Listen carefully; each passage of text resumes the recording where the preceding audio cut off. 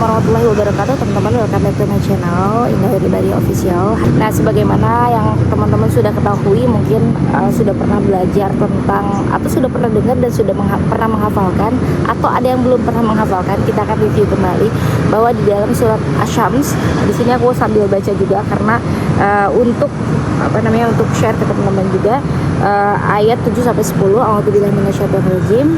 Bismillahirrahmanirrahim. Wa nafsin wa ma sawwaha fa alhamaha fujuraha wa taqwaha qad aflaha man zakkaha wa qad khaba man dassaha. Nah, di sini dikatakan bahwa wa nafsin wa ma sawwaha, dan jiwa serta penyempurnaan ciptaannya, kemudian fa alhamaha fujuraha wa taqwaha, maka Allah itu telah mengilhamkan kepada jiwa itu, kepada nafsin tadi, kepada jiwa itu jalan kefasikan dan ketakwaannya.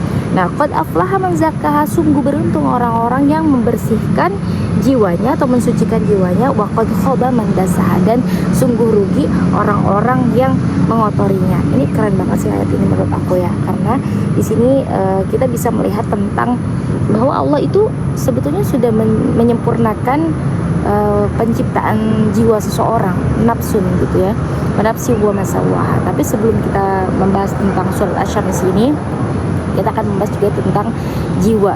Jiwa tuh kalau di dalam bahasa Arab itu nafsun ya, nafsun, dan nafsun itu dibagi kepada 3. Ada nafsul mutmainnah, kemudian ada nafsu ammarah bisu, kemudian yang ketiga ada nafsu lawamah. Nanti teman-teman juga bisa cek, ada ayat-ayatnya juga yang membahas tentang nafsun itu. Ada nafsu mutmainnah, nafsu lawamah, atau nafsu, dan nafsu ammarah bisu. Nah, apa sih perbedaan ketiga ini? Kalau kita bisa tarik garis lurus gitu, garis lurus, maka nafsu mutmainnah itu ada di sebelah kanan. Nafsu mutmainnah itu yang cenderung kepada kebaikan, nafsu ammarah bisu dia cenderung kepada kejahatan, kemaksiatan, dan nafsu lawamah itu dia berada di pertengahan gitu, bukan pertengahan moderat ya, bukan yang baik, tapi dia tuh sebetulnya galau gitu, ada di posisi yang bingung, dia mau melakukan kebaikan atau dia melakukan kejahatan. Nah, jiwa ini terbentuk dari apa? Dari bagaimana dia hidup gitu. Dia hidup, ada data-data yang masuk kepada dia dari keluarganya, dari lingkungannya, kemudian apakah juga Al-Quran ini masuk tidak ke dalam jiwa seseorang tadi. Contoh kan sudah disempurnakan sama Allah, wa nafsi wa ma sawwaha, sudah disempurnakan penciptaan jiwa ini, kemudian fa'alhamaha fujuraha wa taqwaha, Allah itu telah mengilhamkan apanya? Nah, sesungguhnya Allah itu telah mengilhamkan kepada jiwa itu jalan, fa'alhamaha fujuraha, jalan untuk kefasikan ya, fa'alhamaha fujuraha, kefasikan, dan takwa. Jadi sebetulnya di sini kita bisa memilih jiwa, kita akan memiliki jiwa yang mana? Jiwa yang fujur atau yang fasik tadi, atau jiwa yang bertakwa. Nah, tapi Allah juga menerangkan di ayat selanjutnya, qad aflaha man zakkaha, sungguh dia telah berbahagia orang-orang yang telah mensucikan dirinya. Berarti entah misalkan dia mensucikan itu kan biasanya antara dia sudah bersih, tetap bersih dari lahir, ataukah dia sudah terkenai noda-noda gitu. Nah, jadi kalau qad aflaha man zakkaha, sungguh beruntung orang-orang yang mensucikan jiwanya. Antara dia tetap suci, tapi apakah ada orang-orang yang sesuci itu terus menerus ketika dia lahir dari rahim ibunya sampai menuju ke dewasa?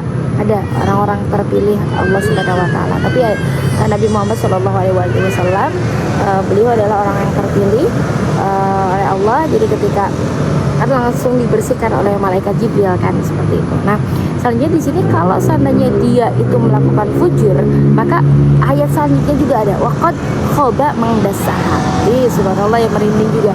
Jadi sebetulnya Allah sudah menciptakan jiwa ini dengan sebaik-baik penciptaan, dengan penyempurnaannya, tapi Allah memberikan jalan, Allah mengilhamkan kepada jiwa tersebut untuk memilih mana dia mau mengambil kefasikan atau dia mau mengambil ketakwaan. Tapi ada konsekuensi dari itu. Bahagia untuk orang-orang yang mensucikan jiwa, dan dia merugi untuk orang-orang yang mengotorinya, seperti itu. Nah, di sini kalau kita bisa melihat kepada pembagian jiwa tadi, ada nafsu mutmainnah, ada nafsu lawamah, dan ada nafsu ya ammarah bisu, kita bisa melihat di sini tadi. Kalau nafsu ammarah bisu berarti dia masuk kepada fujur dan dia sudah termasuk kepada orang yang khoba mandasaha. Tapi kalau orang-orang yang sudah melakukan ketakwaan gitu kan, maka dia sudah termasuk kepada nafsu mutmainnah dan dia mendapatkan konsekuensi tadi. Qad aflaha, sungguh berbahagia orang-orang yang mensucikan diri, seperti itu ya. Jadi teman-teman bisa menemukan ayat-ayat tentang jiwa di surah Syams tadi. Nah, sedikit juga menyinggung ke ayat yang lain ada di dalam Quran surah Al-Fajr ayat 27 sampai 30. A'udzubillahi minasyaitonirrajim. Ya ayyatuhan nafsul mutmainnah, irji'i ila rabbiki radiyatan mardiyah fadkhuli fi ibadi wadkhuli jannati. Jadi untuk orang-orang yang sudah memilih untuk bertakwa dan menjadi orang-orang yang membersihkan dirinya, di sini dikatakan bahwa ya ayat Tuhan nafsul mutmainnah. Jadi Allah menggambarkan di dalam Al-Quran ini kepada orang-orang yang memiliki nafsu mutmainnah atau jiwa yang tenang tadi. Ini bagaimana cara Allah memanggil kepada mereka? Di sini dikatakan irji'i ila rabbiki. Jadi kembalilah, kembalilah tadi dia domirnya kepada irji'i. Ini kepada ayat Tuhan, kepada an-nafsul mutmainnah.